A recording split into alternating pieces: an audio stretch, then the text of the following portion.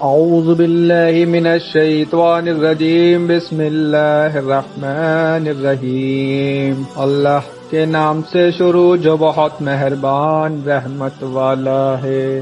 انک لا تسمع الموتى ولا تسمع الصم الدعاء اذا ولوا مدبرین۔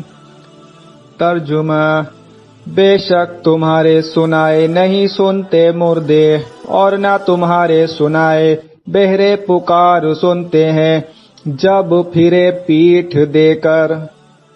تفسیر: انک لا تسمع الموتى، بے شک تم مردوں کو نہیں سنا سکتے۔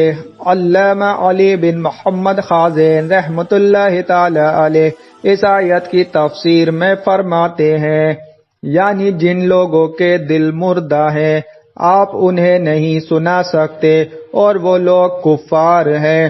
اور ابو البرکات عبداللہ بن احمد نصفی رحمۃ اللہ تعالی علیہ فرماتے ہیں، اس آیت میں کفار کو زندہ ہونے اور حواس درست ہونے کے باوجود مردوں کے ساتھ تشبیہ دی گئی ہے۔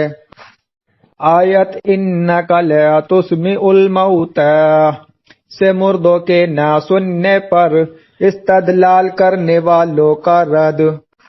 بعض حضرات اس آیت سے مردوں کے نہ سننے پر استدلال کرتے ہیں، ان کا استدلال غلط ہے۔ اس کی وجہ یہ ہے کہ یہاں کفار کو مردہ فرمایا گیا، اور ان سے بھی مطلقاً ہر کلام سننے کی نفی مراد نہیں ہے، بلکہ واعظ و نصیحت اور کلام ہدایت قبول کرنے کے لیے سننے کی نفی ہے۔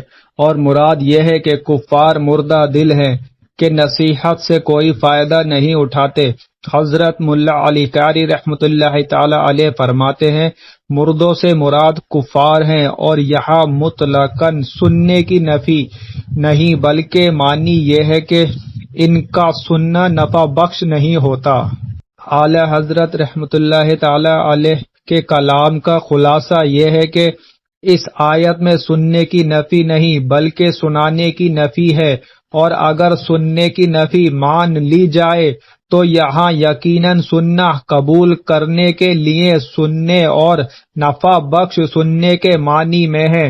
باپ اپنے عاقل بیٹے کو 1000 بار کہتا ہے وہ میری نہیں سنتا، کسی عاقل کے نزدیک اس کے یہ معنی نہیں کہ حقیقتاً کان تک آواز نہیں جاتی، بلکہ صاف یہی کہ سنتا ہے مانتا نہیں، اور سننے سے اسے نفع نہیں ہوتا۔